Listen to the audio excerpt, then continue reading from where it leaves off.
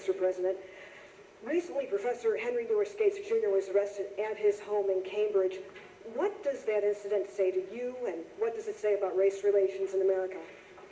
Well, I should say at the outset that Skip Gates is a friend, so I may be a little biased here.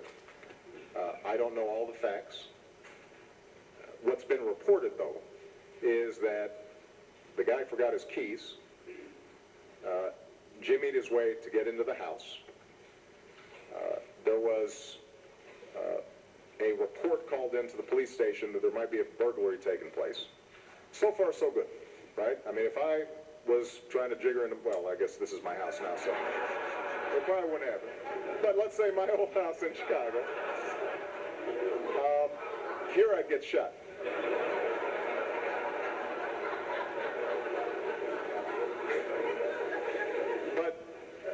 So far, so good. They're reporting, the police are doing what they should, there's a call, they go investigate what happens.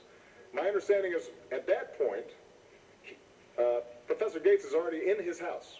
The police officer comes in. I'm sure there's some exchange of words, but my understanding is that Professor Gates then shows his ID to show that this is his house. And at that point, he gets arrested for disorderly conduct. Charges which are later dropped. Now, I don't know, not having been there and not seeing all the facts, what role race played in that, but I think it's fair to say, number one, any of us would be pretty angry. Number two, that the Cambridge police acted stupidly in arresting somebody when there was already proof that they were in their own home. And number three, what I think we know separate and apart from this incident is that